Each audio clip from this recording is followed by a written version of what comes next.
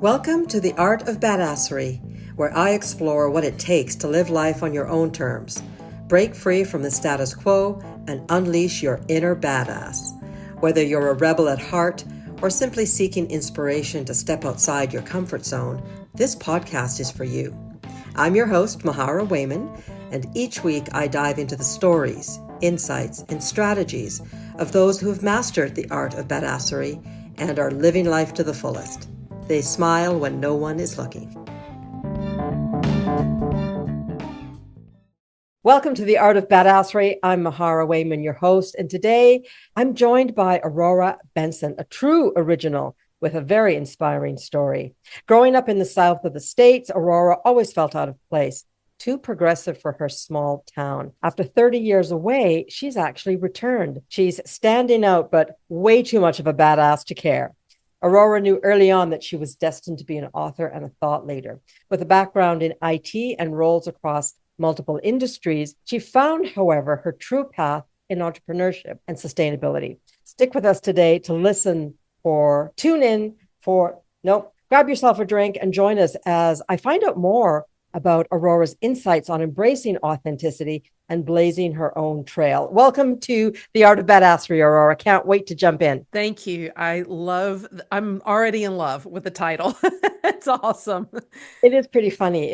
I had a download. I decided I wanted to do a podcast, and it was like, God just said, this is the name of your podcast. And I went, thank you. That's a great name. I'll take it. I love it. Away we went. But let's jump right into your story. So you've been gone for 30 years? Yeah, I grew up in this small town in South Georgia, and my whole life I was like, I don't belong here. I didn't feel right. Or, I would go to the city. We would go on a road trip and we would drive through Atlanta or go to, Washington, D.C. or Detroit. And I remember like I would feel tingly, like, oh, this is where I fit. This is where I belong. And so not only that, but just I felt from a very young age, I wasn't taught this, but I observed that the racism and other sort of, for lack of a better word, backwards ways of thinking in the town I grew up in, it was like, this doesn't make sense. Like I didn't have a lot of frame of reference other than maybe what I saw on TV, but I just knew, like you just know, like there was an intuition that this isn't right. And when at that time, when you would go out of the South, and you had an accent, and growing up I have an accent now, but it was even thicker then. You got really poked fun at. I don't think that's as prevalent now, but when I was growing up, even going to North Georgia, like Atlanta or Athens, and all the people who came from other parts of the country would kind of poke fun at the way you would say certain words. And now people tell me that they love my accent, that it's endearing, and that's really great. But that was one of those many things that I just really grappled with a long time. Like, I don't understand where I'm from and why I speak this way, and none of this feels right. And so I went out and found my life in other places, and I lived in many different cities and states. And in 2018, I was living in Baltimore. I had started my business and I was getting divorced, and I was in a situation where I could live anywhere I wanted. And my parents bribed me to come back, and I accepted their bribe. So that's part of the reason that I'm here. Money talks. And so I came back, and it's a different place than when I grew up, but it's still a struggle. I still struggle to feel like, how do I make myself fit in here? And as you stated in the intro, I'm kind of too much of a badass to care. So what I end up doing is I say to people that I reside in this town, but I live elsewhere. And that's maybe not the healthiest, best approach. And I'd like to further my badassery journey to make a home and a life here, and outward, in other cities and other places I go. But I travel a lot for work. And so I get to really live my life when I'm out in these other places. So I think that part of this is not about how I've perfected all of this. I think badassery is about realizing the stuff that you've done really well and realizing the stuff that you're still like, I haven't quite figured this one out. And that's the one I'm still on that journey. Well, it's so interesting that you would frame it like that. I want to go back, though, to when you felt that niggle that you weren't comfortable, 30 years ago when you left. And I'm curious about if you could tell us a little bit more about that. You mentioned, you know, a bit of racism, a little bit of maybe cultural bias, or whatever was going on, but where did you get the gumption to go?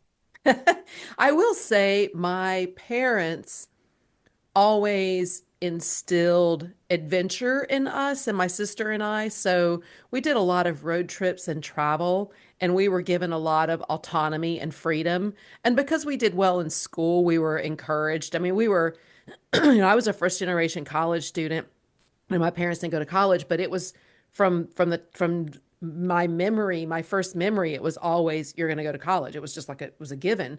And because I lived in a small town with no college, that automatically meant leaving and going somewhere. And so I think that, and I'll tell you, I will say also, my parents did me a tremendous favor in addition to just the road trips and stuff we took as kids. When I was a junior in high school, my parents gifted me a 2.5 week trip to Europe with like a high school group.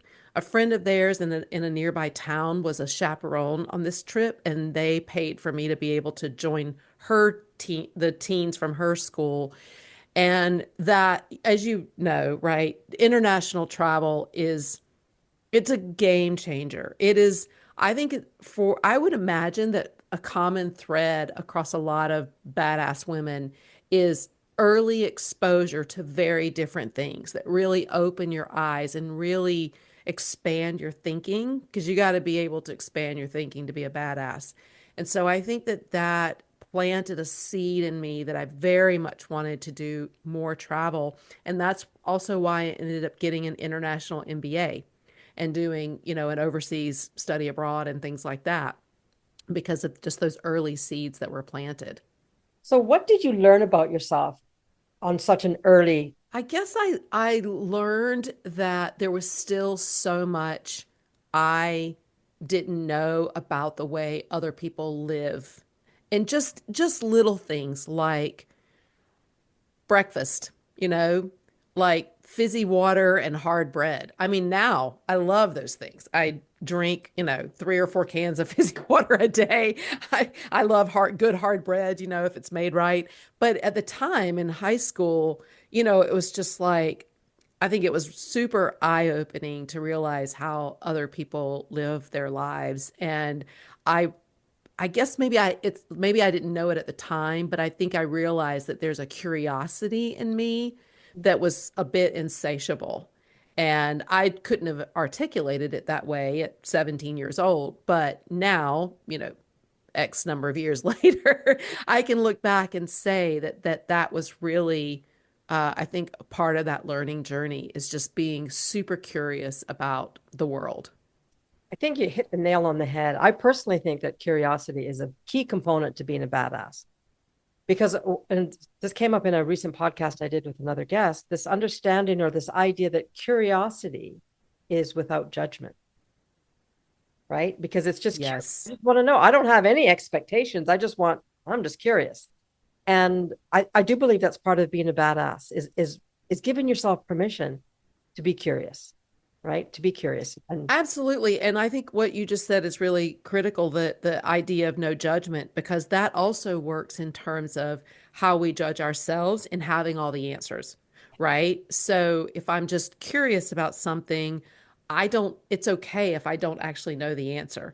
And that is, especially for women of a certain age, that is a hard thing to be okay with because some of us, again, of a certain age, I'm in my 50s, we came up in a world where we very much had to compete with men and with each other, with other women. And so there were certain sort of characteristics or tendencies that we had to lean into in order to feel like we fit in that world. And I think for probably a lot of badass women, we felt very early on like we were uncomfortable in that skin. I was like, I don't really want to have to compete with you. I don't really want to have to be all like defensive and weird about this. But it took a long time for me to understand what that looks like and how to walk in my own way and be in my own lane. But I think for a lot of us, we came up in a way that we felt like we had to always look like we were right and that we knew everything. There was too much risk in not doing that. And when you can let go of that and just be in a place of curiosity, oh my God, that's so freeing. And again, I think another critical component to a badass woman. So, so good. Okay, you left and you obviously went to college, as you've already mentioned. What did you study in college? My undergraduate is in computer information systems. It's a business degree. Then I got almost right away, I went and got a master's degree in international business with a focus on Latin America studies. And then fast forward 20 something years later, I got a doctorate in business administration and social impact management. All righty. Lots of education, lots Hmm. of badassery. What are some of the things that really stick out in your mind now that you're in your 50s, you've done all of this stuff? When it comes to, wow, I can't believe I did that. Do you have any of those memories? Oh, yeah. Oh, my gosh. So, this actually came up when I was recently writing my book. I had a few of these memories because I was relating my own story. You know, the editors were like, "What's your story related to this?" I was like, "Oh, well, yeah, actually, I do have a story." You know, early in my career, I was really blessed with some bosses that gave me a lot of autonomy, whether that was just their style or whether it's because I was an intern or a young entry level person that I was probably considered expendable and I was given projects that may be like, okay, whatever, go do this. And my first job I did a co-op, which is like a rotating internship when I was doing my undergrad in computer information systems. And so I was trading off with this guy who was an intern coming from Georgia Tech. I was at Georgia State University at the time. And I come in on the first day, and he's like, okay, so here's this program we're building, this database thing. And so, all right. And that was like a Friday, and Monday, the job was mine. I was like, do they know that I don't know how to code in this programming language? So I took the manual home, and over the weekend, I studied it. I came in Monday morning and I started coding. And I was very early in that process of my degree program. I had, because of my college career, I was already like on my third or fourth year of college. I took 6 years to do my undergraduate. I did that, that longer route. But I was like, I guess I'm just gonna figure this out. Throw me in the deep end. Same thing when I learned Spanish. When I went into my master's program, I came in with like high school Spanish that I didn't even remember, and I went from zero to fluent within 6 months. And that is, again, me just diving in head first, get out of my way. I'm going to make this happen. And so, educational experiences, that just really presented me with those opportunities to be just kind of thrust into this environment where I was like, well, I guess I'll just figure this out. And, entrepreneurship, of course, is that journey as well. A lot of my careers have been that journey where there's no real clear path. There's no like, this is what you do, and then this is what you do, and then this is what you do, and then this is what you do. It was always just sort of like, well, I'm just kind of, feeling my way in the dark and find the light. Oh, okay, there we go. Turn on the light. Illuminate those around me. That's sort of my mission in life, really. And as an educator and a sustainability advocate and champion. But yeah, I think that some of those moments, I can look back at those and be like, I did that. I, I did that. I made that happen. And it's very helpful to have that in your memory when you start to doubt yourself. In fact, I recently was thinking about that. I was thinking about how when I started my company in 2016, I had been on this journey where I had wanted one thing after another and I went after it. I wanted, those careers. I went after them. I wanted to get a career in Silicon Valley. I went after it. I went there. I wanted a career in financial services. I figured that out and I went there. And I did all these things throughout my life, but when it came to, and not that they were easy, you have to figure it out, make it happen. But when it came to starting my company in 2016, I had been thinking for years, this little voice in me saying, oh, one day I want to work in corporate social responsibility. And not really sure, not really a particular plan, but I was laid off. So I was kind of in this soul searching moment. And I kept hearing that little voice. And I was like, you're 46 years old. I mean, this is at the time. You're 46 years old. What? what day are you waiting for? Like, and I realized that I was waiting for permission from, probably in my mind, a white man, because just sort of an amalgamation of all the bosses and father figures and everything in my life. I realized I was waiting for someone else to say, it's okay if you go after that. I'd never done that. I had gone after all the rest of these things. I decided I did it. I didn't need anybody's permission. And I realized I was waiting on someone's permission. And I realized because this was such a critical dream, such an important part of my destiny, that there was a lot of fear there, and I had to like just really overcome that. And so it was the first time in my life that I think I was really almost paralyzed to go after. And I'm really glad I had that sort of feminist wake up call, which came from reading a book called The Confidence Code, which is all about confidence in women. And it just was like, boom, I really had some revelations there, and went after what I wanted. And same with writing a book. It was like, whose permission are you waiting on to do the thing that you've been saying for 30 years you're going to do? I mean, So interesting that you bring this up because I just this morning recorded for another podcast that I do, bite-sized bits of wisdom, and I talk about taking radical responsibility for your life. And I think it's really powerful that you recognize that fear came up for you for the really, really big dream, for the one that was, and up until that point, it hadn't really surfaced because you're kind of just flying by the seat of your pants, doing whatever you wanted. So very badass to recognize that. And of course, very badass to walk through the fear anyway and still do the thing. Is there anything else that you've come up against that you haven't quite figured out yet? Because you've figured out a lot, and not to open up a can of worms, or I have get no. out of my head, Mahara.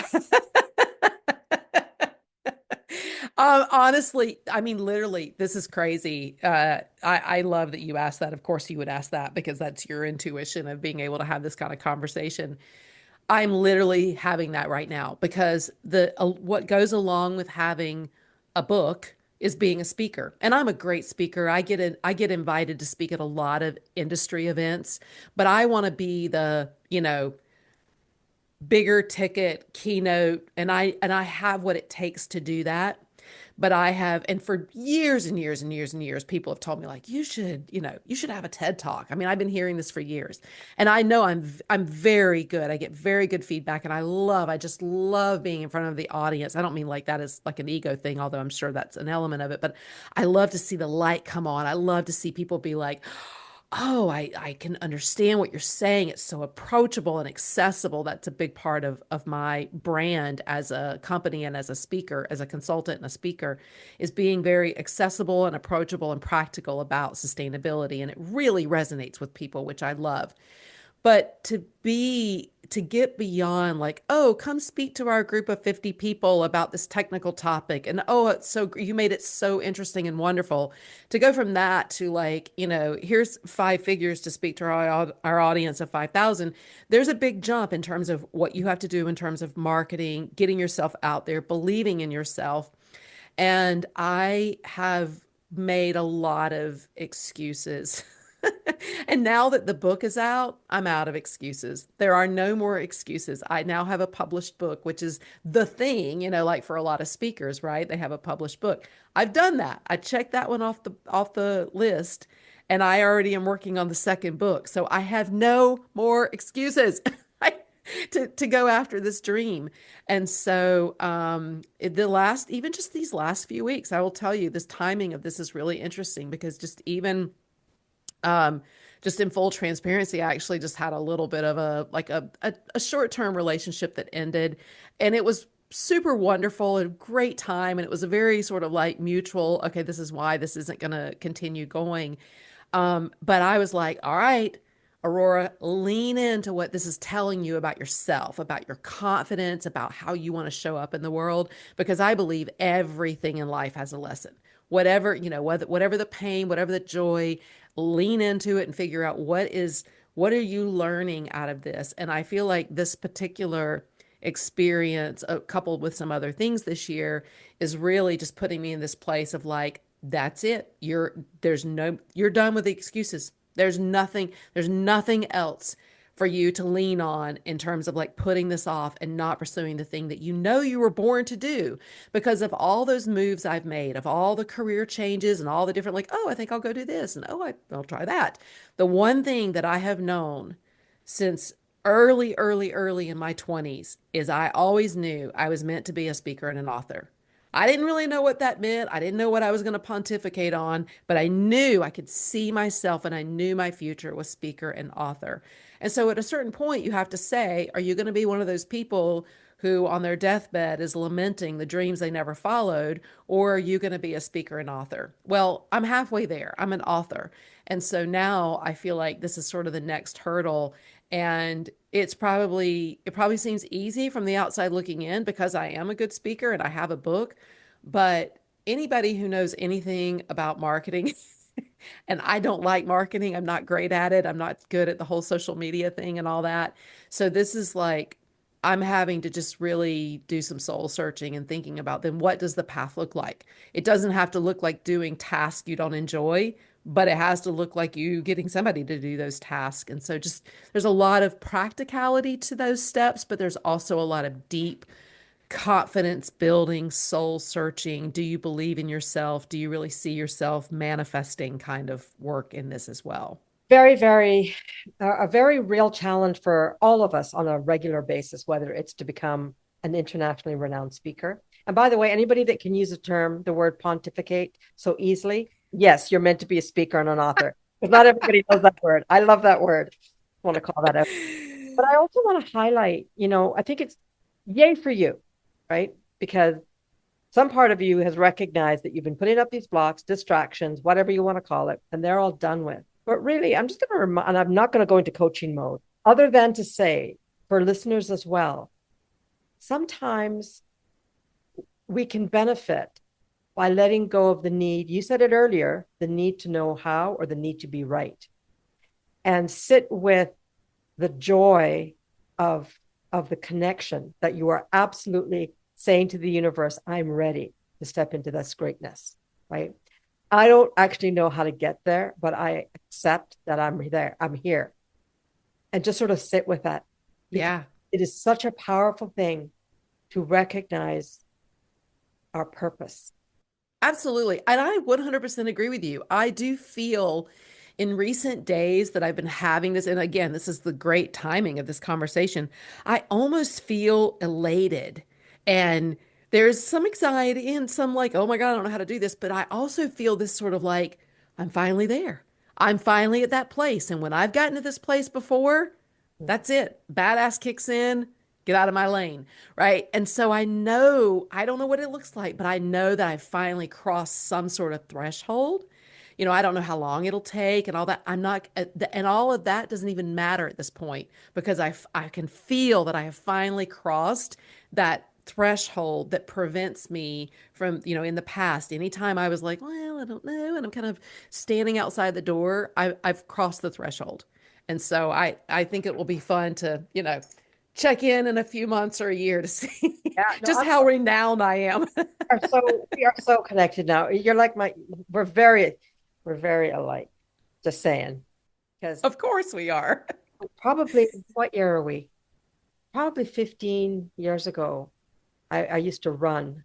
Can't quite imagine, can't picture the fact that I used to run all the time, but I would run. I remember distinctly, I would have these daydreams as I was running of speaking on an international stage. And just like you, wasn't quite sure. I thought it would have to maybe do with the work I was doing at the time. I was in the weight loss industry, but that wasn't it. I just knew that what got me going and excited as I was running was picturing myself motivating, a theater of thousands and thousands and thousands. And that's all I knew. I didn't actually know that you could be a motivator. I didn't know you could get paid to speak. I didn't know that 15 years ago. What did I know? I work for Weight Watchers. So I can really appreciate that because I'm like, wow, all these, now I do this for a living. And well, it's still in my future. I just don't know where or when it's going to pop up. Okay. 100%. Yeah, it's so exciting when you have that. And you're right, there is a level of excitement. So guys, if you are going through life and it ain't very exciting, or you are feeling that the color is being drained from your day, take a moment to question and ask yourself, what lights me up? I totally get the need to pay the bills, right? I know that feeling. We all do. But it doesn't mean that you can't have some joy in your life. And it's badass to look for that joy, if especially if it's missing. So ask yourself those questions like, what's going to light me up? What's the dream that Absolutely. this darkest night, I think about this and then go after it. Totally badass thing. All right. I want to know about your book. I always knew I was going to write a book, but the question was like, what's the topic? And same with getting a doctorate degree. When I was getting my doctorate degree, I was like, well, I mean, it's going to be a lot of work. What do I care enough about that I'm going to be willing to spend 5 years and, how much money on it? And it's a lot of work. And so I ended up choosing sustainability, social impact management is the title of my, sorry, I'm like being the worst guest with all this noise that I'm making. Ta-da!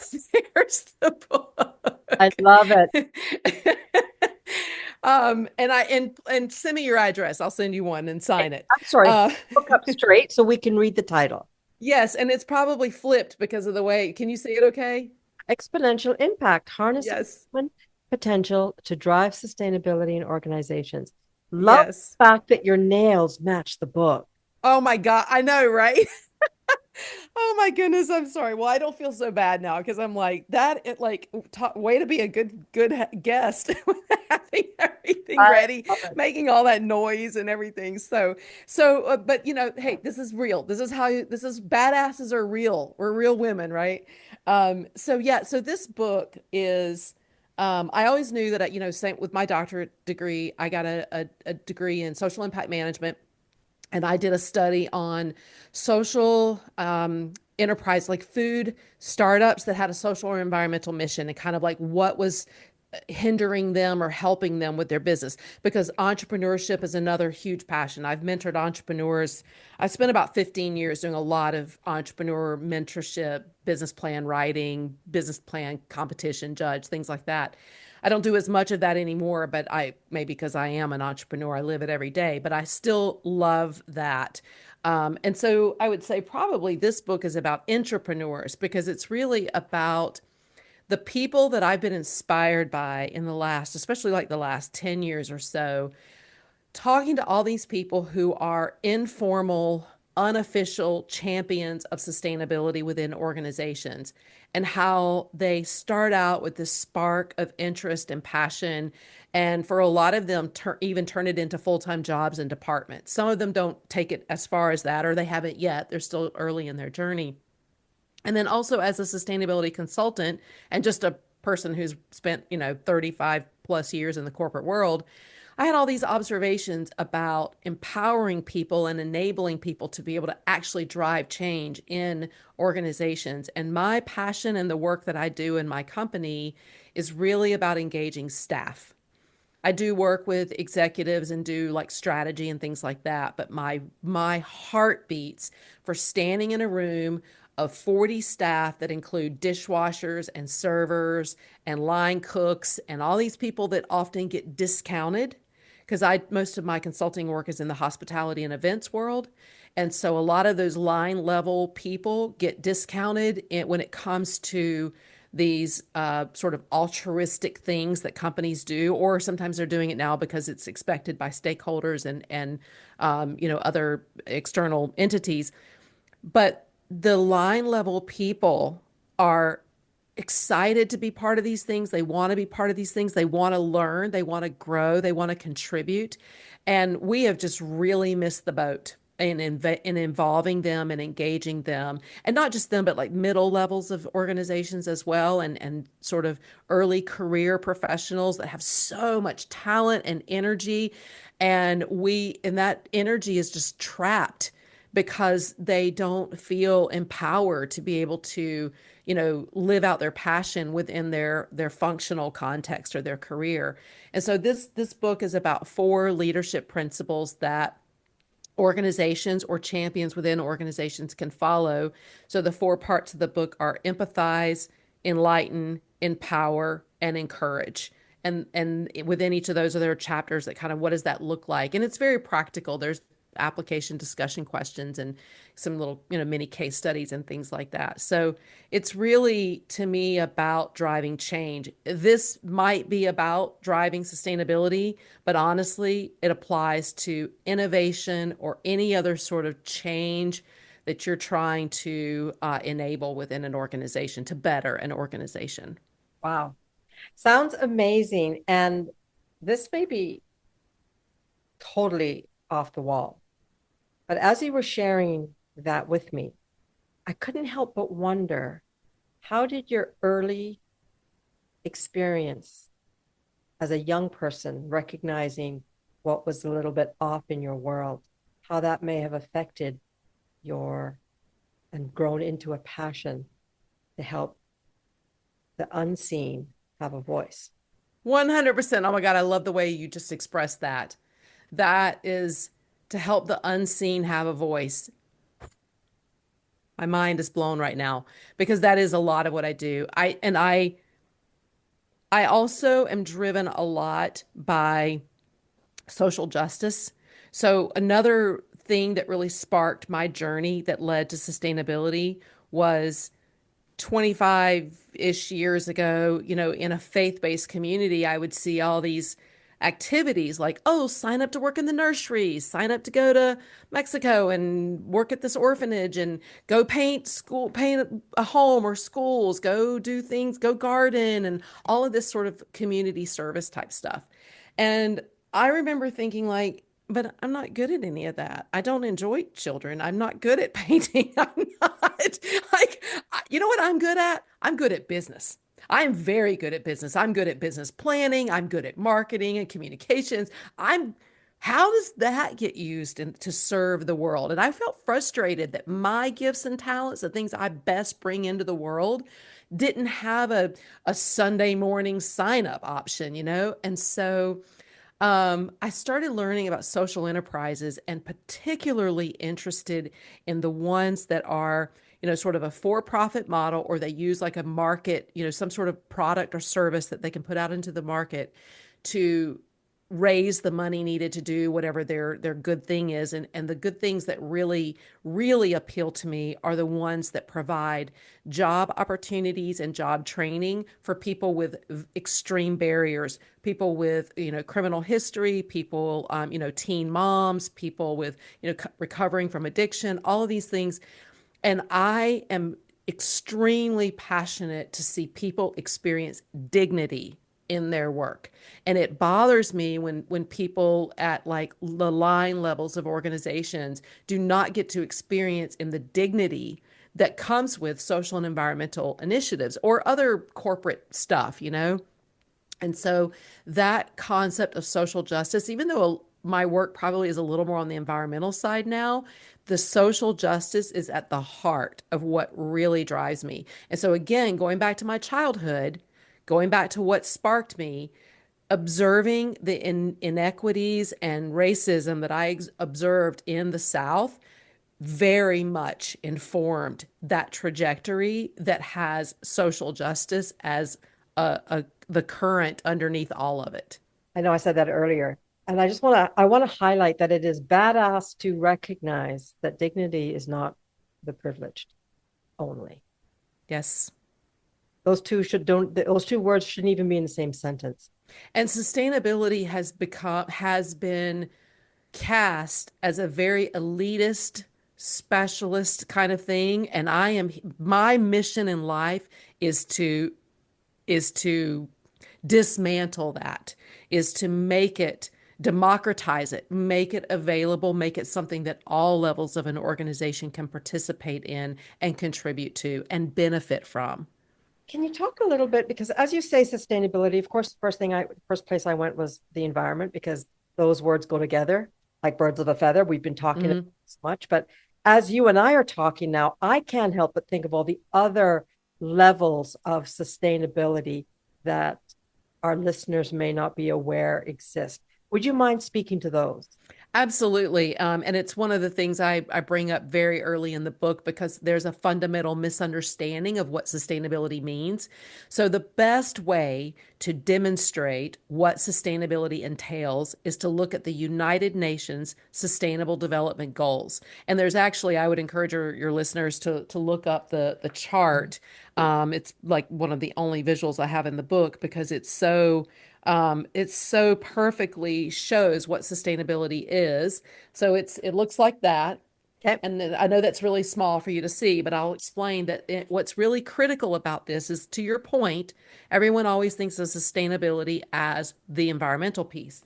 But the 17 sustainable development goals, the first they're aligned in a chart with like six in the first row, six in the second row, like, and the first six are all social and economic. No poverty, no hunger, health and well being, quality education, gender equality, clean water, and sanitation. Those are the first six. That's the top row. None of that is strictly environment, really. Number seven is clean power and energy. So that's when you start to get more into the environmental. But eight is decent work and economic growth. Nine is industry and infrastructure. 10 is reduced inequalities. So if you look at the full chart, you will see that sustainability is what is truly considered the triple bottom line. It is people, it is planet, and it's also the money piece. It's the economic, it's the profit or prosperity piece of it as well. And that is beautifully encapsulated in the chart of the Sustainable Development Goals. So, so good. And of course, because I am who I am, I was also thinking on a different level when we think of our journeys as spiritual beings having a human existence. What's the sustainability within my family? What's the general Mm. sustainability of our mental health as a family? I don't even know if that's a topic, but that's where I went. Oh, yeah, yeah. I mean, honestly, because it very much tied into especially among sustainability practitioners, like the people who really nerd out on this and are talking about it all the time. The concept of wellness, work-life balance, mental health, like all of those things are very much part of it. And interestingly, the fourth part of the book, Encourage, it's only one chapter, but it is critically important. And what I say in that chapter is that oftentimes the planetary caretakers are so busy and working so hard to take care of the planet that it's at the detriment of taking care of themselves, that they may not be aware of their own needs for mental health support. For the burnout factor is tremendous among people, as you can imagine, who are driven by passion. And sometimes the pay is not, a lot of times it's getting better, but when I was first getting into this, people kind of had this mentality of like, oh, you're doing good for the planet, so you must work for free. No, I like money. I like to be paid. So there's nothing wrong with that. There's nothing uniquely, anti-good, anti-justice, or environment about wanting to make money and pay your bills and have nice things, right? I mean, within reason and sustainably, of course. But yes, I think there's been a journey for me about what all of that looks like for me personally. Like, for example, for me, I am deeply, deeply, deeply passionate about all things food and beverage when it comes to sustainability.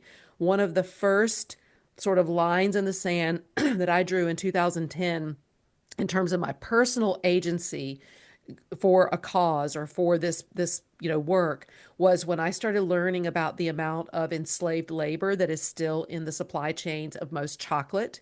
And so I said, okay, from now on, when I buy a candy bar, not so much if I eat out in a restaurant or anything, but if I buy a candy bar, I will only buy a fair trade label candy bar, which means I buy really high quality, very expensive chocolate.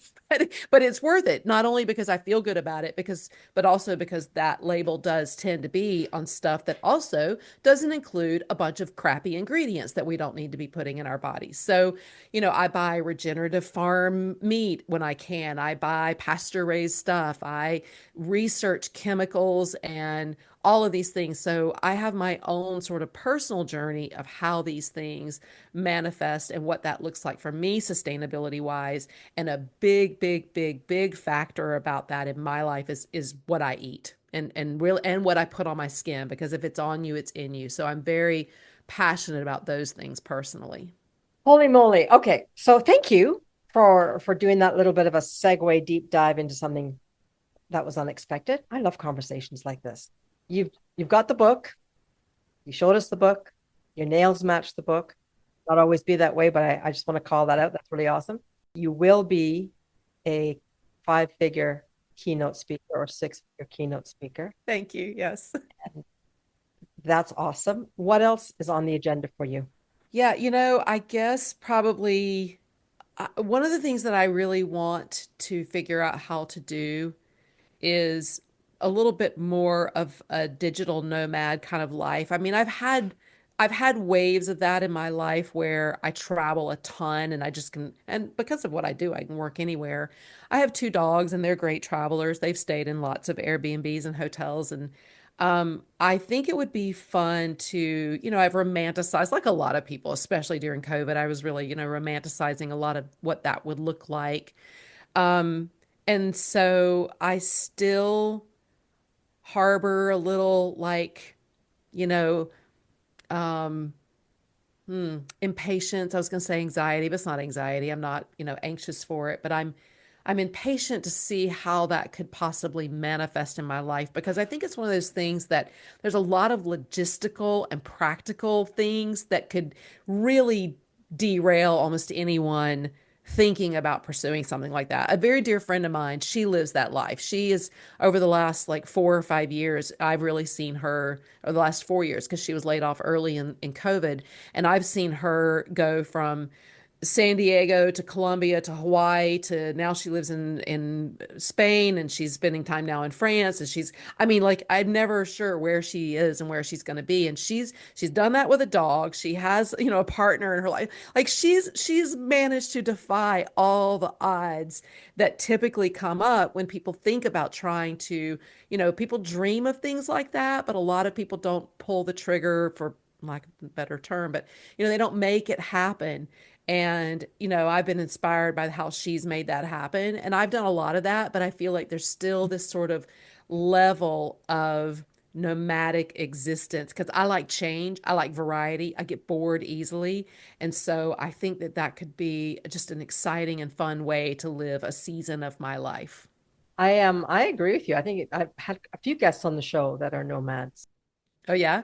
I have a good friend who homeschooled the kids. They traveled the world for a year and homeschooled the kids. And so yeah, it's definitely a life for sure.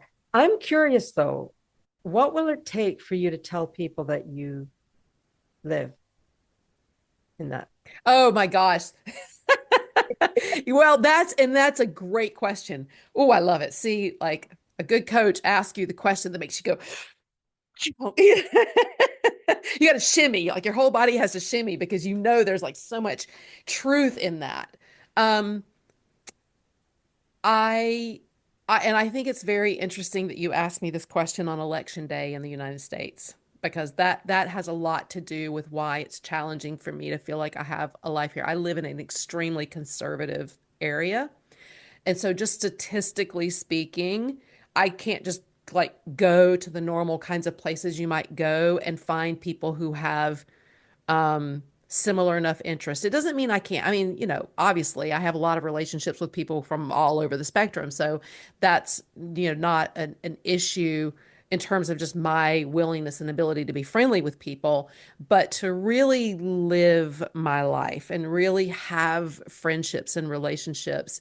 It's not something that comes natural to me. I'm good at developing relationships when I have built-in scenarios. And I think that always surprises people because they're like, you seem so friendly. It's like, yeah, but you know, translating that into how do I show up in public spaces where I could meet people, how do I meet up with people?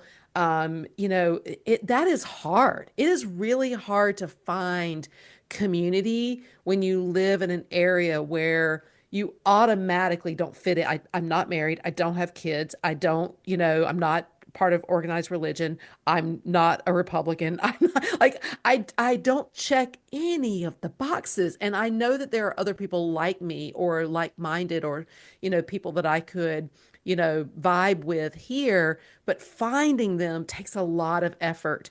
And quite frankly, when it comes to the end of the day and, the idea of going to a bar or whatever, I don't even know what that looks like anymore, like it's exhausting. And I just think I'm going to curl up with the dogs on the couch. And next week I get to go be in Denver. And next week I'm in Boston. Oh, and next week I'm in Palm Springs. And next week I'm in New York. Next week I'm in Miami. I'll just do the fun thing there. And so that's not fair to me. I know I'm not being fair to myself. I'm not giving myself a chance. I'm not giving people here a chance to know me as well. And so I do think that that is a next frontier, is for me to figure out um, what it could look like to have, not just even here where I live. I don't have a very large life when it comes to just like friendships. I have a very large life when it comes to my professional world, but I need to expand my world personally. And so I feel like I'm at a place now more than I've been divorced for 6 years now. So there's that is, that and COVID, forget it. And so I feel like I am at a place where I can start to, I haven't crossed the threshold, but I feel like I'm in a place now where I can start to think more about what could that look like in my life.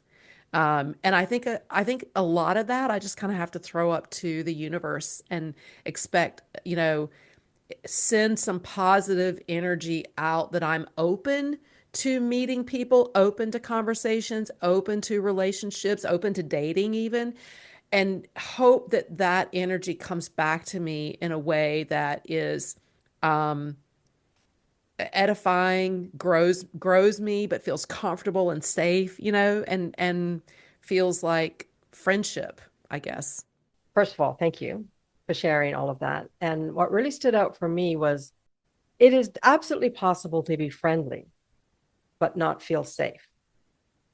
And I think safety, what I heard was that safety plays a huge part in feeling this is home, Yep.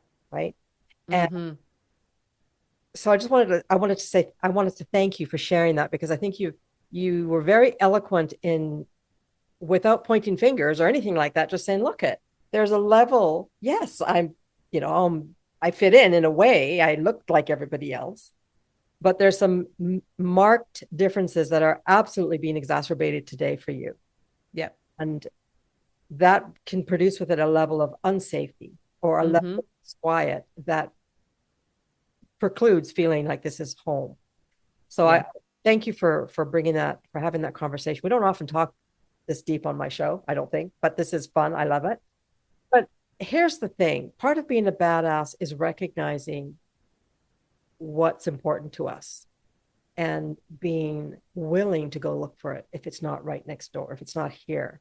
So I really applaud that in you. Thank you. I really do applaud that in you. And especially with the turbulent times that your country's going through. But just to tie this all up with the bow, is your book available on Amazon? It is. Yes. The link will be in show notes. And the audiobook, I just got the email today that the audiobook, which I narrated, is finished. So I just probably have to upload the files. That should be available. Probably by the time this podcast comes out, I'll have the audiobook available as well on Audible. And I I forget, it's distributed through Amazon. So whatever platforms they put it out on, it'll be there. Let's just do a quick recap. Aurora, what makes you badass? Ooh, because I just exude badass, man. I mean, that's like asking what makes a frog jump. I honestly think it's a culmination of things, but I also have to say I was a badass from the beginning. I mean, I can trace some of my badassery back from, back into my kid years, So I think that it's a combination of nature and nurture. Some of it I was born with. It's just how I was made and how I was designed. And some of it is how I was encouraged and fostered by people that came across my path over the years. And whatever it is, I will say this: I'm so grateful for it because I talk to people a lot of times that I see their potential withering on the vine because they don't have enough badass in them.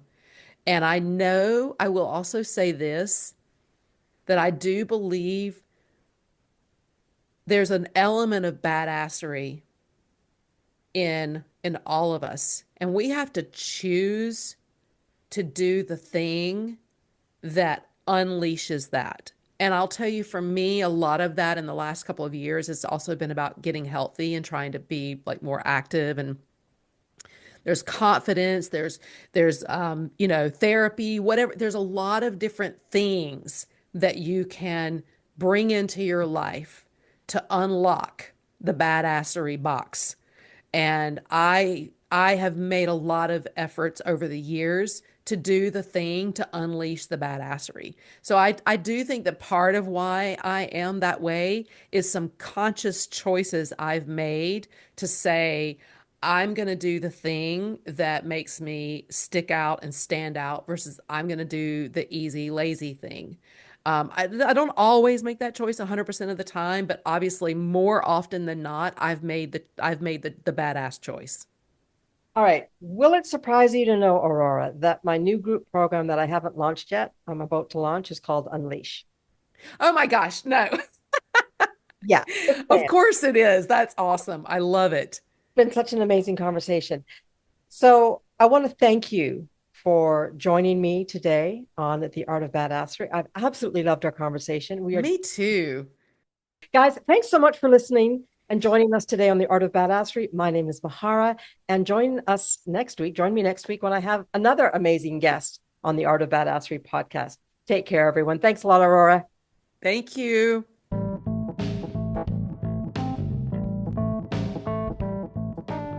Thanks for tuning in to another badass episode. Your support means the world to me.